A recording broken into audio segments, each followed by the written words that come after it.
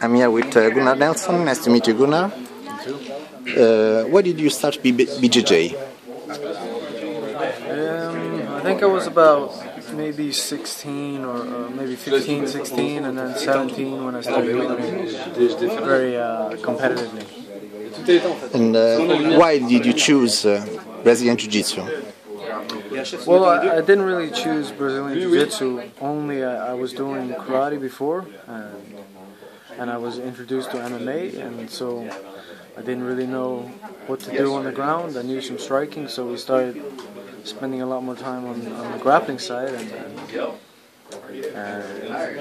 we basically did everything, you know. It was training MMA for me, but I ended up spending a lot of time in Jiu-Jitsu, and I went to New York to Renzo Gracie's academy, and there the guys were amazing at Brazilian Jiu-Jitsu, so I started training with them, and I started putting the gi on, you know, and getting whipped around a bit, and I always liked playing the grappling game, you know.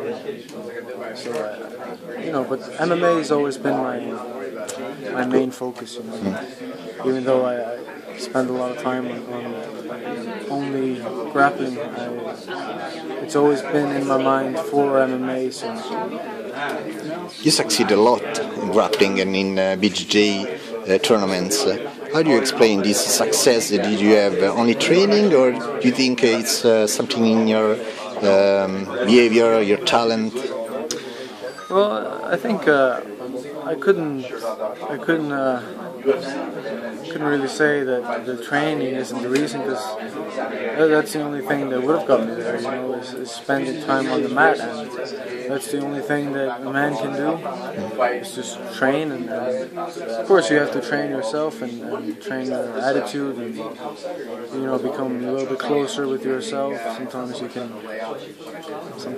kind of fall away from yourself and you don't really know what's what, but yeah, you're always, the main thing is just doing it. It's just spending time training.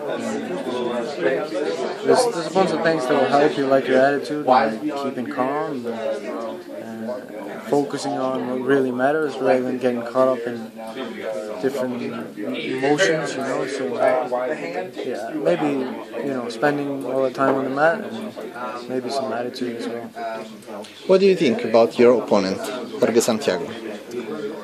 He's a very complete fighter, and I do believe that the fight can go anywhere. You know, he's a very good jiu-jitsu practitioner, and I do believe that if we go on the ground, that it will be a bit different energy than at least my last fight.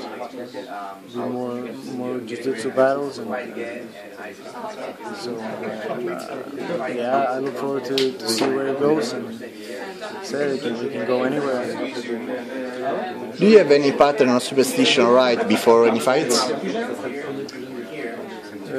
Not really, no. It's different every time, you know. You're in a different place, and surrounded maybe by some different people, and you know, you usually can't control everything around you. You just kind of have to adapt to the situation and go in there and do what you've been trained to do, you know. Where in the division do you put yourself? Sorry? Where in the division, the welterweight division, where do you put yourself in a ranking? Well, top 10? I wouldn't really like to rank myself, to be honest. But it's kind of hard at this stage because I haven't fought a single fight in the welterweight division. My last fight was a catchweight, and although this fight is a welterweight bout, or that's still the plan. I wouldn't like to rank myself, to be honest. No worries. Just the last one. How is training in Iceland? Training is great back home. It's getting so much better now than a few years ago. Now we have I'd say about 20 guys on a good day, competitive guys that are doing MMA, and maybe in a few years we'll have a good few here in the UFC. I do believe that's a good possibility. And We also have guys from the same team, but from Ireland. They come over and train with us, and one of them is in the UFC now. He's debuting in Sweden. Conor McGregor. He's one of my training partners, and Cathal Pendred is a well-known welterweight in Europe, and I do believe he'll be here soon as well. So the training back home has gone up so much the last few years, and I'm very happy about it. Thank you very much. Bye.